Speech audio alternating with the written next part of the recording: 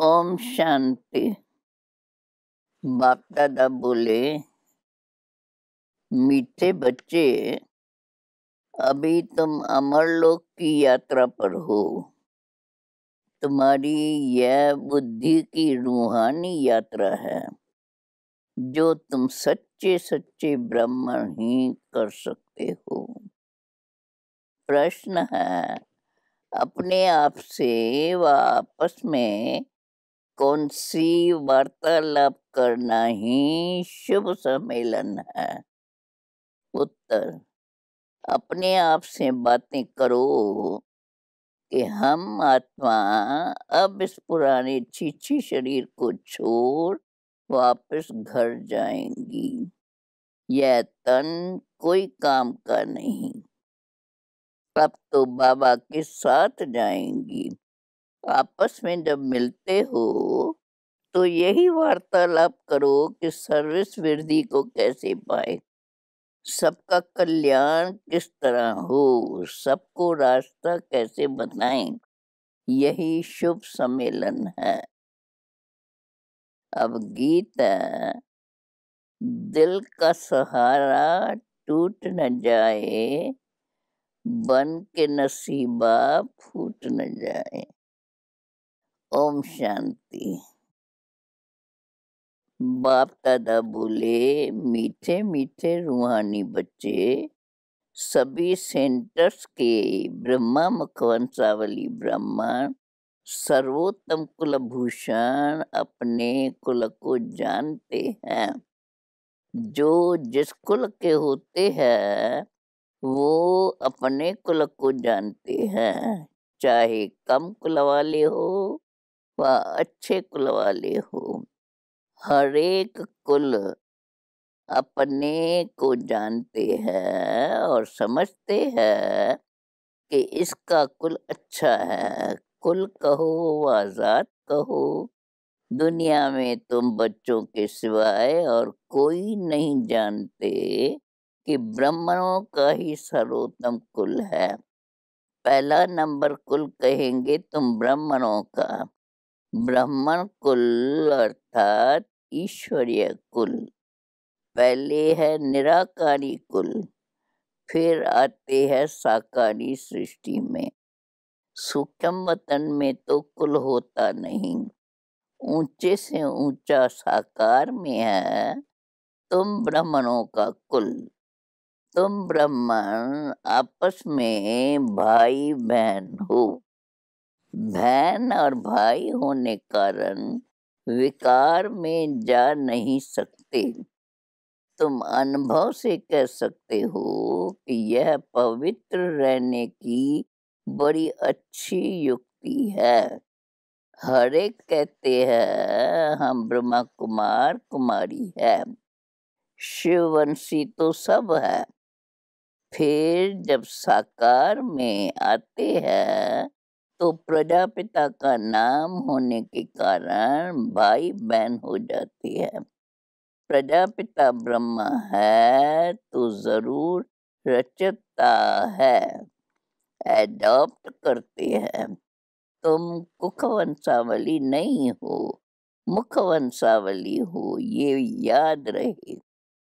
तो मनुष्य कुख वंशावली और मुख वंशावली का अर्थ भी नहीं जानते हैं। मुख वंशावली अर्थात एडॉप्टेड बच्चे, कुख वंशावली अर्थात जन्म लेने वाले। तुम्हारा यह जन्म अलौकिक है। बाप को लौकिक, अलौकिक, परलौकिक कहा जाता है। प्रजापिता ब्रह्मा को अलौकिक बाप कहा जाता है। लौकिक बाप तो सभी को है, वो तो कॉमन बात है। परलौकिक बाप भी सभी का है। भक्ति मार्ग में तो हे भगवान, हे परम पिता सभी कहते रहते हैं, परंतु इस बाबा अर्थात प्रजापिता ब्रह्मा को कभी कोई पुकारते नहीं है। ये बाबा भी होता है ब्राह्मण बच्चों का। उन दोनों को तो सब जानते हैं, बाकी ब्रह्मा में मूंझ पड़ते हैं, क्योंकि ब्रह्मा तो है ही सूक्ष्म वतन में, यहाँ तो दिखाते नहीं है। चित्रों में भी ब्रह्मा को दाढ़ी मूछ वाला दिखाते हैं, क्योंकि प्रजापिता ब्रह्मा यहाँ सृष्टि में है। सूक्ष्म वतन में तो प्रजा रच नहीं सकते, यह भी किसके बुद्धि में नहीं आता है। अब ये सब बातें बाप तुम्हें समझाते हैं। यह रूहानी यात्रा भी गाई हुई है। रूहानी यात्रा वह यात्राएं तो सब जन्म जन्मांतर करते रहते हैं और जाकर लौट आते हैं। वह है जिस्मानी यात्रा। ये तुम्हारी है रूहानी यात्रा। इस रूहानी यात्रा करने से तुम मृत्यु लोक में नहीं लौटते हो। बाप तुमको अमर लोक की यात्रा सिखलाते हैं। वो कश्मीर तरफ अमरनाथ की यात्रा पर जाते हैं। कोई अमर लोक वास्तव में नहीं है। अमर लोक एक है आत्माओं का, दूसरा है मनुष्यों का, जिसको स्वर्ग अथवा अमर लोक कह सकते हैं। आत्माओं का है निर्वाण धाम, बाकी अमर लोक सतयुग और मृत्यु लोक है कलयुग, और निर्वाण धाम है शांति लोक, जहाँ आत्माएं रहती है। बाप कहते हैं तुम अमरपुरी की यात्रा पर हो। पैदल जाने की वह शरीरक यात्राएं हैं। ये है रूहानी यात्रा। वो सिखलाने वाला एक ही रूहानी बाप है और एक ही बार आकर सिखलाते हैं। वह तो जन्म जन्मांतर की बात है। ये है मृत्यु लोक के अंत की यात्रा। ये तुम ब्राह्मण कुलभूषण ही जानते हो। रूहानी यात्रा अर्थात याद में हो। गाया भी जाता है अंत मत्ते सोगत्ते। तुमको याद आता ही है बाबा का घर। समझते हो कि अब नाटक पूरा होता है। यह पुराना वस्त्र पुराना तन है। आत्मा में खाद पड़ने से शरीर में भी खाद पड़ती है। जब आत्मा पवित्र बनती है तो हमको शरीर भी पवित्र मिलता है। यह भी तुम बच्चे समझते हो। बाहर वाले तो कुछ नहीं समझते। तुम देखते हो कि कोई कोई समझते भी है, कोई के बुद्धि में यह ज्ञान नहीं है। समझने वाला होगा तो जरूर किसको समझाएगा भी। मनुष्य जब यात्रा पर जाते हैं तो पवित्र रहते हैं, फिर घर में आकर के अपवित्र बनते हैं। मास 2 मास पवित्र रहते हैं। यात्रा की भी तो सीजन होती है। सदैव तो यात्रा पर जा न सके। ठंडी में व बरसात के समय कोई जा न सके। तुम्हारी यात्रा में तो ठंडी व गर्मी की कोई बात ही नहीं है। बुद्धि से खुद समझ सकते हो कि अब हम जा रहे हैं बाप के घर। जितना हम याद करते हैं उतना हमारे विक्रम विनाश होते हैं। बाप के घर में जाकर फिर हम नई दुनिया में आएंगे। यह बाबा ही समझाते हैं। यहाँ भी तो नंबरवार बच्चे हैं। वास्तव में यात्रा को भूलना नहीं चाहिए, लेकिन माया भुला देती है। इसलिए लिखते भी है बाबा, आपकी याद भूल जाती है। अरे, याद की यात्रा जिससे तुम एवर हेल्दी बनते, ऐसे दवाई को तुम भूल जाते हो। वह यह भी कहते हैं कि बाप को याद करना तो बड़ा ही सहज है। अपने साथ बातें करनी होती है कि हम आत्मा पहले सतो प्रधान थी, अब तमो प्रधान बन गई है। अब शिव बाबा हमको युक्ति तो बहुत अच्छी बताते हैं, बाकी अभ्यास करना है। आंख बंद कर विचार नहीं किया जाता। बाबा ने एक्ट करके दिखाई। ऐसे अपने साथ बातें करो तो हम सतो प्रधान थे, हम ही राज करते थे। वह दुनिया गोल्डन एज थी, फिर सिल्वर कॉपर आयरन एज में आ गई। अब आयरन एज का अंत है। तब बाबा आया हुआ है। बाबा हम आत्माओं को कहते हैं कि मुझे याद करो और अपने घर को याद करो जहाँ से आए हो, तो फिर अंत मते सुगति हो जाएंगी। तुमको वहाँ ही जाना है। यह युक्ति बाप बतलाते हैं कि सवेरे उठकर अपने से बातें करो।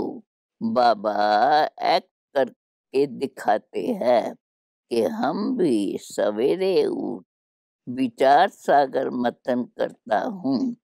सच्ची कमाई करनी है ना, सुबह का साईं बेरा बनने लाई, कोई गंड को का गुना मत का मुरा मिलाई।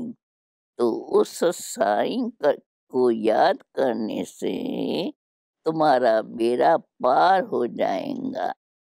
बाबा जो करते हैं, जैसे करते हैं, वह बच्चों को भी समझाते हैं। इसमें खिटपिट की बात नहीं है। यह कमाई की बहुत अच्छी युक्ति है। अल्लाफ को याद करने से बे की बाथियाई तो मिल ही जाएंगी। बच्चे जानते हैं कि हम राजयोग सीख रहे हैं। बाबा भी जरूर नॉलेजफुल है, तो हम भी जार को पूरा समझ गए हैं। यह भी मोटे रूप में नॉलेज है। आद में यह जार कैसे वृद्धि को पाता है, फिर कैसे उनकी आयु पूरी होती है, और झाड़ तो तूफानों आदि के लगने से गिर जाते हैं। परंतु इस मनुष्य सृष्टि झाड़ का पहला फाउंडेशन, वह देवी देवता धर्म प्रायलोप हो जाता है। यह भी होना ही है। ये जब गुम हो जाए तब कहा जाए कि एक धर्म की फिर से स्थापना और अनेक धर्मों का विनाश। कल्प कल्प यह धर्म प्रायलोप होता है। आत्मा में खाद पड़ जाती है तो जेवर जूठा हो जाता है। बच्चे समझते हैं हमारे में खाद थी। अब जब हम स्वच्छ बनते हैं तो औरों को रास्ता बताते हैं। दुनिया तो तमो प्रधान है, पहले सतो प्रधान हेवन था। तो बच्चों को सवेरे सवेरे उठ अपने से बातें अर्थात रुझान करनी चाहिए। विचार सागर मंथन करना चाहिए। फिर किसको समझाना होता है कि यह 84 जन्मों का चक्कर है। 84 जन्म कैसे लेते हैं, कौन लेते हैं? ज़रूर जो पहले आएँगे वही तो लेंगे। बाप भी भारत में ही आते हैं, आकर 84 जन्मों का चक्कर समझाते हैं। बाप कहाँ आए हैं यह भी कोई नहीं जानते हैं। बाप आकर अपना परिचय खुद देते हैं। कहते हैं कि मैं तुमको राजयोग सिखलाता हूँ। मन मना भव, मुझे याद करो तो विक्रम विनाश होंगे। ऐसी समझानी कोई दे न सके। भल गीता आज सुनाते हैं, वहाँ भी लोग जाते रहते हैं, परंतु भगवान कभी तो आया होगा तो ज्ञान सुनाया होगा ना। फिर जब आवे तब सुनावे। वो लोग तो गीता पुस्तक उठाकर बैठ सुनाते हैं। यहाँ तो भगवान है ज्ञान का सागर। इनको कुछ हाथ में ले पढ़ना नहीं है, यह सीखता नहीं है। कल्प पहले भी आकर तुम बच्चों को संगम पर सिखाया था। बाप ही आकर राजयोग सिखलाते हैं। ये है याद की यात्रा। तुम्हारी बुद्धि ही जानती है, सिवाय ब्रह्मा मुखवंशावली ऐसा कोई मनुष्य नहीं है जिसके पास यह ज्ञान होगा। सब में सर्वव्यापी का ज्ञान भरा हुआ है। यह कोई नहीं जानते कि परमात्मा बिंदी है। ज्ञान सागर पतित पावन है। सिर्फ ऐसे ही गाते रहते हैं। गुरु लोग जो सिखाते हैं वो सत सत करते रहते हैं, अर्थ कुछ भी नहीं समझते, न उस पर कभी विचार चलाते हैं। तो यह सत्य है व नहीं। बाप समझाते हैं कि तुम बच्चों को चलते फिरते याद की यात्रा में जरूर रहना है, नहीं तो विक्रम विनाश हो नहीं सकते। कुछ भी कर्म करते रहो, परंतु बुद्धि में बाप की याद रहे। श्रीनाथ द्वारे में भोजन बनाते हैं तो बुद्धि में वो श्रीनाथ रहता है। बैठे ही मंदिर में है, जानते हैं कि हम श्रीनाथ के लिए बनाते हैं। भोजन बनाया, भोग लगाया, फिर घर वाले बच्चे आदि याद आते रहेंगे। वहाँ भोजन बनाते हैं, मुख बंद, बात नहीं करेंगे। मनसा से कोई विक्रम नहीं बनता है। वह श्रीनाथ के मंदिर में बैठे हैं। यहाँ तो शिव बाबा के पास बैठे हो। यहाँ भी बाबा युक्ति बताते रहते हैं। बच्चे कोई फालतू बात नहीं करना, सदैव बाप से मीठी मीठी बातें करनी है। जैसा बाप वैसे बच्चे। बाप की स्मृति में रहना है कि चक्कर कैसे फिरता है। तब तुम बच्चों को आकर सुनाते हैं। तुम बच्चे जानते हो कि हमारा बाबा मनुष्य सृष्टि का बीज रूप चैतन्य है। कितनी सहज बात है, परंतु फिर भी समझते नहीं है, क्योंकि पत्थर बुद्धि है ना। उस बीज को हम चैतन्य नहीं कहेंगे, यह नॉलेजफुल चैतन्य है। यह एक ही है, वह बीज तो अनेक प्रकार के होते हैं। भगवान को तो कहा जाता है मनुष्य सृष्टि का बीज रूप। बाप हो गया ना, आत्माओं का बाप परमात्मा है, तो सभी ब्रदर्स ठहरे। बाप भी वहाँ रहते हैं जहाँ तुम आत्माएं निवास करती हो। निर्वाण धाम में बाप और बच्चे रहते हैं। इस समय तुम प्रजापिता ब्रह्मा की संतान भाई और बहन हो, इसलिए कहलाते हो शिववंशी ब्रह्मा कुमार कुमारियां। यह भी तुमको लिखना है कि तुम ब्रह्मा कुमार कुमारियां भाई बहन हो। बाप ब्रह्मा द्वारा सृष्टि रचेंगे तो भाई बहन ठहरे ना। कल्प कल्प ऐसे ही क्रिएट करते हैं, एडॉप्ट करते जाते हैं। मनुष्य को प्रजापिता ब्रह्मा कहा नहीं जा सकता। भल बाबा कहते हैं, परंतु वो है हद का। इनको वो प्रजापिता कहेंगे, क्योंकि बहुत प्रजा है, अर्थात ढेर बच्चे हैं। तो बेहद का बाप बच्चों को सभी बातें समझाते रहते हैं। यह दुनिया बिल्कुल बिगड़ी हुई चीची है। अब तुमको वाह की दुनिया में ले जाते हैं। तुम्हारे में भी बहुत है जो भूल जाते हैं।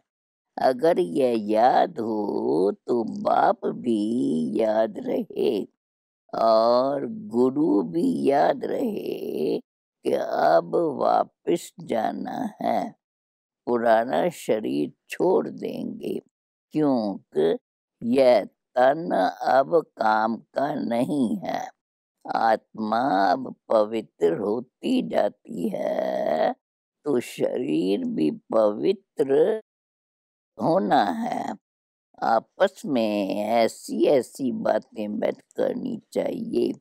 इसको कहा जाता है शुभ सम्मेलन, जिसमें अच्छी अच्छी बातें हो। सर्विस कैसे वृद्धि को पाए, कल्याण कैसे करें, उन्हों का तो छीछी सम्मेलन है। गप्पोरे मारते रहते हैं। यहाँ गप्पोरे आदि की तो बात नहीं। सच्चा सच्चा सम्मेलन इसी को कहा जाता है। तुमको यह कहानी सुनाई है कि यह अभी कलयुग है। सत्य को स्वर्ग कहा जाता है। भारत स्वर्ग था। भारतवासी ही 84 जन्म भोगते हैं, अब अंत में है। अब तुम तमो प्रधान से सतो प्रधान बनते हो। इसमें कोई गंगा स्नान आदि नहीं करना है। भगवानो वाच्य कि मैं सभी का बाप हूँ। कृष्ण सबका बाप हो नहीं सकता। एक दो बच्चे का बाप श्री नारायण है, नक श्री कृष्ण। श्री कृष्ण तो कुमार है। इस सब प्रजापिता ब्रह्मा को तो बहुत बच्चे हैं। कहाँ कृष्ण भगवानो वाच्य, कहाँ शिव भगवानो वाच्य। देखो कितनी बड़ी भूल कर दी है। कहाँ भी प्रदर्शनी करो तो मुख्य ये बात है कि गीता का भगवान ये है। पहले पहले ये समझाना चाहिए कि भगवान शिव को कहा जाता है। ये बुद्धि में बिठाना है। इस पर प्रोब होना चाहिए। गीता के भगवान का चित्र भी बड़ा परमानेंट होना चाहिए। नीचे में लिख देना चाहिए कि जज करो और आकर समझो, फिर लिखा कर सही लेनी चाहिए। अच्छा, बाप दादा बोले, मीठे मीठे सिकिलदे बच्चों प्रेत, मात पिता बाप दादा का याद प्यार और गुड मॉर्निंग। रूहानी बाप की रूहानी बच्चों को नमस्ते। अब धारणा के लिए मुख्य सार। आपस में शुभ सम्मेलन कर सर्विस के वृद्धि के प्लान बनाने हैं। अपने और सर्व के कल्याण की युक्ति रचनी है। कभी भी कोई व्यर्थ अर्थात फालतू बातें नहीं करनी है। दूसरी पॉइंट, सवेरे सवेरे उठकर अपने आप से बातें करनी है। विचार सागर मंथन करना है। भोजन बनाते एक बाप की याद में रहना है। मनसा भी बाहर न भटके, यह ध्यान जरूर रखना है। वरदान है, विनाश के समय पेपर में पास होने वाले आकारी लाइट रूपधारी भव। विनाश के समय पेपर में पास होने व सर्व परिस्थितियों का सामना करने के लिए आकारी लाइट रूपधारी बनो। जब चलते फिरते लाइट हाउस हो जाएंगे तो आपका यह रूप दिखाई नहीं देगा। जैसे पाठ बजाने समय चोला धारण करते हो, कार्य समाप्त हुआ, चोला उतारा, 1 सेकंड में धारण करो और 1 सेकंड में न्यारे हो जाओ। ये अभ्यास होगा तो देखने वाले अनुभव करेंगे कि यह लाइट के वस्त्रधारी लाइट ही इन्हों का श्रृंगार है। स्लोगन है, उमंग उत्साह के पंख सदा हो तो हर कार्य में सफलता सहज मिलती है। ओम शांति।